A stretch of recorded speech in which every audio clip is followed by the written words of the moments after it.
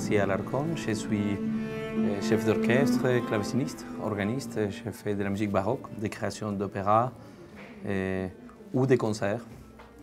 Je suis chef de l'ensemble Capella Méditerranée. Bonjour. Le parcours de greffe de moelle, c'est un traitement qui est long, qui est plein d'espoir, mais c'est un traitement, c'est un chemin quelquefois un petit peu chaotique, avec des hauts, des bas, avant d'arriver à destination. Et il y a quelquefois des périodes de tension et quelquefois un peu inattendues. Alors ce qui me touche beaucoup d'Iris, c'est justement que cette association puisse vraiment aider des familles, des parents pour soigner un de ses enfants, par exemple. Et cela m'a vraiment beaucoup touché et surtout la méconnaissance que tout le monde a aussi de ces maladies.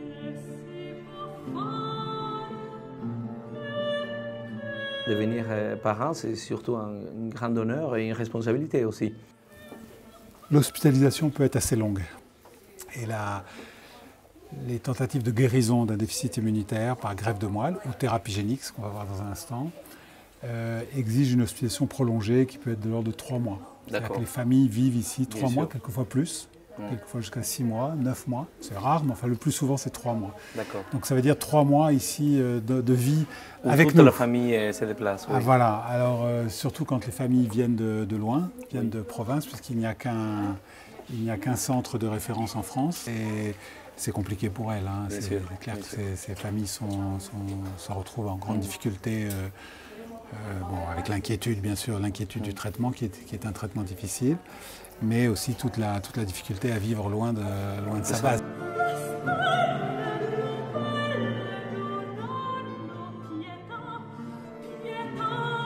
Quand on réalise une greffe de moelle, il faut changer complètement le système immunitaire de l'enfant, donc on est obligé de détruire celui de l'enfant avant de le remplacer par celui du donneur. Et dans cette période d'environ 1 mois, l'enfant est plus fragile qu'il ne l'était, paradoxalement, plus fragile qu'il ne l'était avant la greffe, avant que justement la greffe fasse son travail et reconstitue le système immunitaire de l'enfant. Et donc pendant environ 1 mois, voilà, le premier mois est vraiment le plus exposé, même si ensuite, il faudra attendre encore quelques autres mois supplémentaires avant que la reconstruction immunitaire se fasse correctement. Enfin, il y a vraiment 1 mois de fragilité extrême. Et donc, l'enfant est dans cette chambre, éventuellement renforcé par un autre système qu'on verra dans un instant. Et vous voyez ce petit indicateur, c'est simplement pour vous montrer que la pression de l'air est plus importante dans la chambre que dans le couloir, pour assurer une circulation permanente de l'air. Voilà. Et donc, c'est ce qu'on appelle les chambres à pression positive. Voilà, pour que l'enfant ait en permanence un air recyclé et un air filtré. Voilà. Bonjour Soufiane, et je rentre avec Leonardo, je vais te le présenter, ne vous inquiétez pas. Bonjour, Soufiane. Voilà. Bonjour. Alors, enchanté.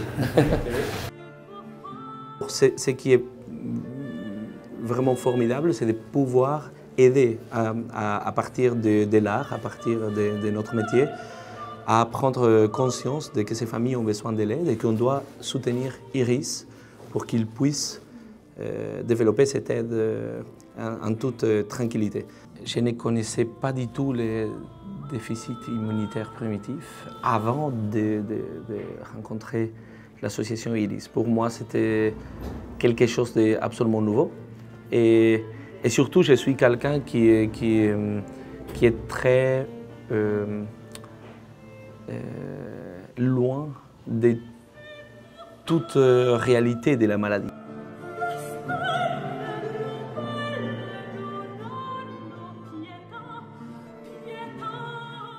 Allez. Ciao. À bientôt.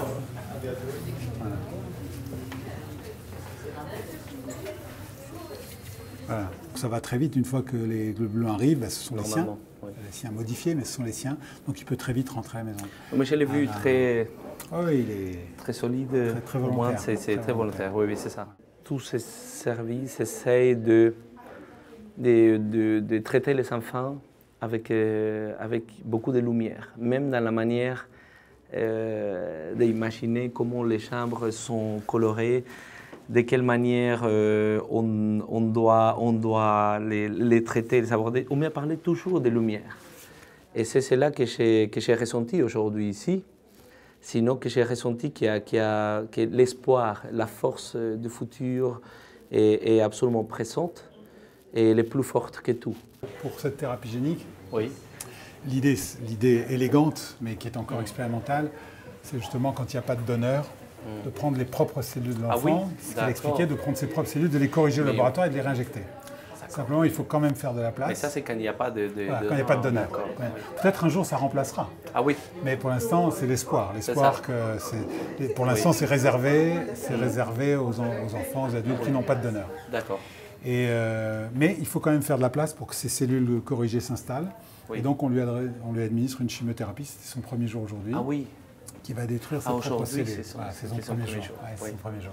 Oui, j'imagine. Il est tranquille là, dans son lit, mais bon, un petit peu d'inquiétude, bien sûr.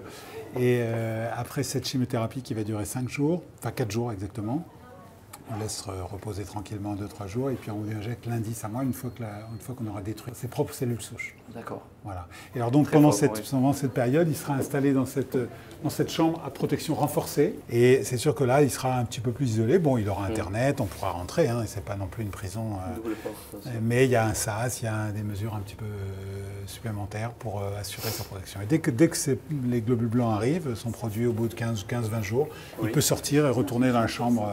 Et c'est sûr qu'un service comme ça, il n'est pas isolé. C'est toute une galaxie entre le service clinique, les laboratoires de recherche, les laboratoires de diagnostic, le laboratoire de thérapie génique.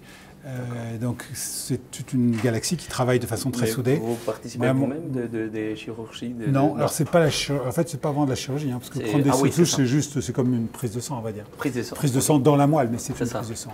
Et donc il y a un lien très très étroit entre la recherche et le soin.